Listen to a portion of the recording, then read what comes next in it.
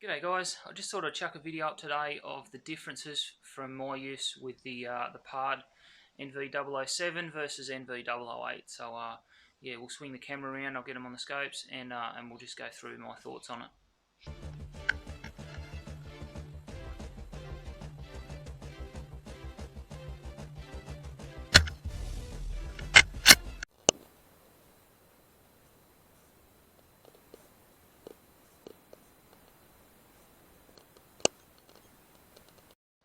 So jumping straight in without going too far into it, that's your NV008, which is a digital scope, and that's the NV007, which is an add-on. So it's there back.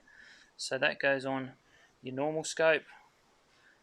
That one is a full digital scope. So that's probably the main primary difference between the two. This one's the LRF, the rangefinder model. I did have the non-rangefinder one for quite a while. It's really good, but I like the rangefinder. I've got that on a 17 HMR, and I'm shooting the 007 on a 204 Ruger with the OptiSand scope. So both of these scopes, I've been asked a few times, what's the difference? Which one should I get? I'll just run through some stuff. There's some really good online reviews on these out there. It'll be better than what I can slap together. So this'll be more from just a user. I'm a consumer. I brought both of these full price, so there's sort of not really any bias in it, other than the fact that I own them. From a basic sense, they're pretty much a digital camera. Both the devices that does day and night, but they both view infrared light. So it's just basically, in the case of the 008, it's got a set of digital crosshairs in it, and this one uses the crosshairs out of your own rifle. So the IR light, they've both got the same inbuilt illuminator. It basically lights up your image, call it a invisible spotlight. So that's the crux of it, I guess. So both of these scopes will record 1080p video or take still images in colour or night mode. Yeah, like I said before, both the scopes, both the NV008 and NV008 LRF, are the same digital scope. It's just this one's got a rangefinder. It's yeah, judging distance at night can be a bit funny with thermals and different zoom factors and stuff, so made the change to that. So first up, big question I had when I decided to jump into this sort of night vision game, ATN versus PARD. Without going into the differences and stuff, ATNs get heaps of mainstream press, so very much on my radar to buy. But one of the things that came up straight away when I looked into it was the weatherproofness, and I didn't know that. So the ATN is only water resistant with the covers in place. I didn't realise that. I don't know if other people realise that. So it's not actually waterproof. So both of these PARDs are IPX7, fully waterproof. So being cheaper is a bonus. They're much cheaper than buying an ATN to start with. I mean, these in the non-rangefinder one are about $850, and these are about $600. So cost-wise, your ATNs are sort of $1,400. That was a big thing for me, the weatherproofness. So that ruled the ATN straight out, which was a bit of a shame. But anyway, main points. Both of these will perform better with an external light source. So the inbuilt focusable IR is a good light, but the more you feed these high definition scopes, the better. They're not like the old traditional night vision scopes that use moonlight and all that sort of Gen 2 and Gen 3 stuff. The HD stuff, you need that invisible torch. So the more, it's the same as a normal spotlight or a torch, just a white light. The better that light source is, the better you can see with these. It's the same theory, I guess. So I did try a T67 LED IR torch. I didn't find that was a big light. I didn't find it much better than these little inbuilt IRs. They're pretty good. They're a 5-watt laser. They're focusable. I get a reasonable image out of that. I'll sort of go through that. but basically the inbuilt IR won't perform to the level of an external infrared laser torch, which is what I've gone through. So I run a Sirius XLT, which is UK made. I can push both of these out to over 300 yards clear. So that's a big factor. It just smokes the inbuilt IR. So keep in mind though, that's a $270 torch. So if you want to push them out further, add that in. So I don't see either one shining further than, or not shining, I don't see the view through either of these scopes hugely different distance wise. The 008 will always perform a little bit better because there's less lenses to shine through. So this has just got your normal lenses, this one's got the same lenses, and then basically the image has got to go through your optical scope. So you'll always get a little bit of a degradation there in your image, but it's not too savage if you pair your scope up right. So these IRs, I find with the inbuilt, they're pretty good to sort of 100, 130 yards. Yeah, you can see a bit further, maybe out to 150, but it's getting a bit dodgy for me. I like really good target ID. I've seen people say they get 300 yards out of them. You might get, a little bit of eye shine or something out there, but for me, I wouldn't shoot at anything out that far. Anyway, one of the downsides to these IRs, if you do want to push them right out to sort of that, 150 or more, you've got to zoom the lens right out, and the downside of that is the beam goes quite square shaped, which I didn't like. Anyway, hence the external light that I run on both of them. It's just better. So the main obvious difference, the 007's a scope add-on, so it attaches to the back of your scope. So it just turns a normal scope into a night vision black and white device. They record daytime too, I think I said that earlier. So yeah, both do day and night mode. The cost, the 007's cheaper than the 008.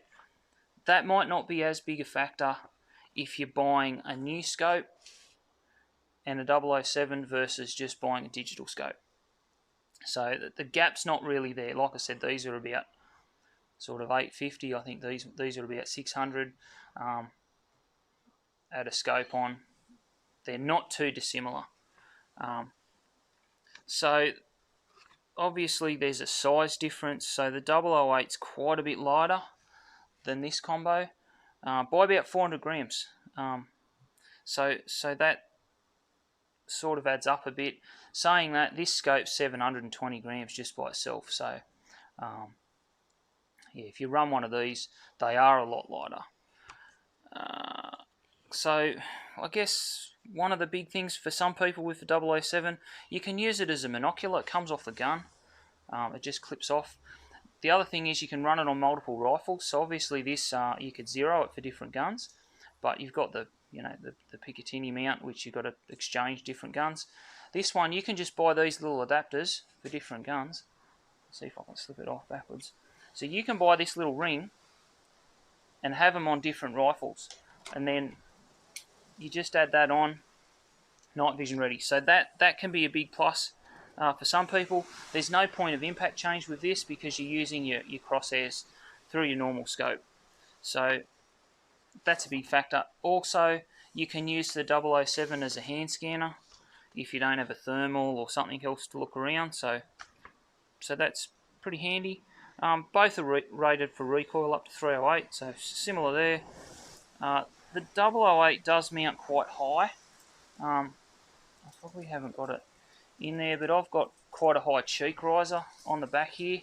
I think the height from the bore on this is about 65mm, whereas your normal scope's sort of 50 or 45, so they do sit a bit higher, which isn't as comfortable to shoot without some sort of cheek rest.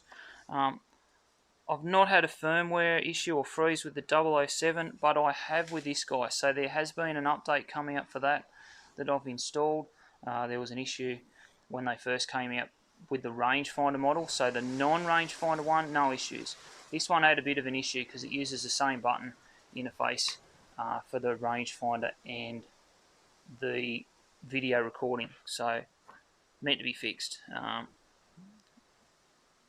We'll see how that goes in time, I guess.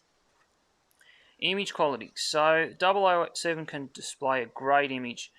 You just need to pair that scope well, hence why I've got an OptiSand. Some scopes don't do well with it because they've got anti-IR coatings, and that'll pull it down. So I did have a 007 original like months ago, and I had a Japanese-made Vixen scope. Didn't work well together. It's not to say that the image wasn't usable, it certainly was, but it's heaps better through this OptiSand scope. So that can be a factor. I've read people talk about them not working well on Leopolds and things like that. So not all Leopolds though. So certainly worth checking. There's some really good Facebook groups for these PARD things, and you can ask lots of questions and stuff on there if you've got a different scope that you want to pair it up with anyway. So you definitely need a scope with a adjustable objective with these 007s. You can run fixed parallax, but it's not going to be as clear. You do focus NV a fair bit. So I do like the lower mag on this. This does add a zoom factor. I said in my video on this little 204 build, these are a base mag when you add them on of 2.2. So this is a 2.5 to 10 scope. So it doubles that. So on the lowest mag it's 5, which is a reasonable field of view. If you put them on something like a 6 to 24, your base mag's going to be 12. So that I wouldn't like that. Some people run that fine, but not for me. Mounted on the right scope, the image is on par for center clarity with both of these devices. The 007 can have a display which just shows a clear center with a dark ring around the edges. That's not something I've had a huge issue with in field use. It is a narrower field of view than what you see in the full scope though. So that's just, some people have commented that they don't like that in use, but the 008 is a cleaner image. If you illuminate all that image with a good IR, it'll light up the whole view. So there's no dark corners. That's a plus. So I guess in a sense, the 008 is a better image. But there's always a but. The 008 falls behind in daytime clarity. So this is full-time digital. So your daytime image is digital as well. Whereas this one, you take that off and it's as good as what your scope is. So that might be a problem. It's just a 1080p image. I don't find it a bad image. I can certainly see 204 Ruger holes with this scope on 10 power at 100 yards. If I bump this into 13 power zoom with my little HMR that it's on, I can't see those holes, and I'm lucky. I would say I can't see these holes either at 100 yards. So you just lose that bit of clarity. In a hunting situation, look, you can see a rabbit and a rabbit head at 100 yards just fine with the digital image. So that's hit and miss. It's just if you want to shoot paper with a digital scope, you will get that bit of a downside in the image. So I guess the zoom, it's basically 6.5 base zoom, and you push a little button and it jumps straight to 13, or you can have a little picture-in-picture with base mag, and then the 13 mag in the top, or you can run 26 mag in that picture-in-picture with a 13 main image. So whereas these ones, like I said before, it's just your scope zoom. So look, if you're just going to set up a dedicated night vision rifle, I would say that the NV 008 is better.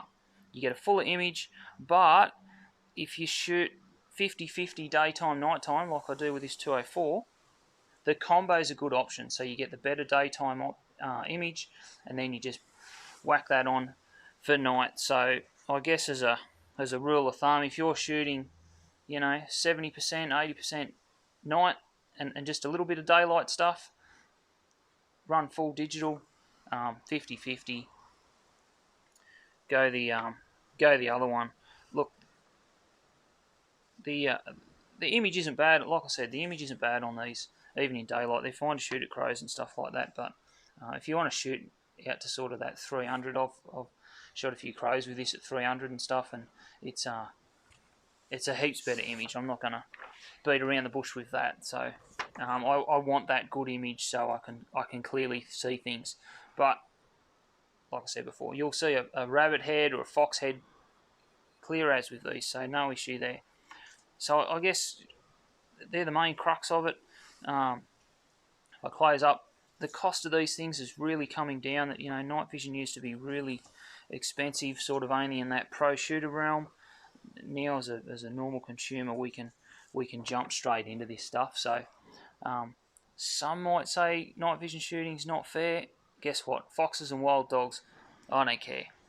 The ethics of this equipment though on deer, I've got an issue with.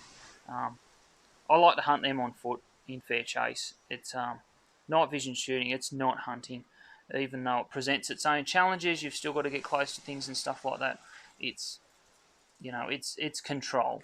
You're walking around full dark, no torches shining around and stuff like that, running a thermal and a night vision rig, aka invisible torch. So it's like I said, it's very efficient, but it's not hunting like going out and stalking deer. So yeah, anyway, I'll put a couple of little clips in just of a basic image of the two, and yeah, if you've got any questions, ask away. Happy to try and help. Like I said, I've got no affiliation to PARD or anything like that, but I'm just happy to help a few people out.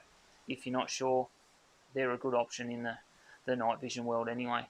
Righto guys, give us a thumbs up and like, jump on the channel and subscribe if you want some more footage, and I'll see you later.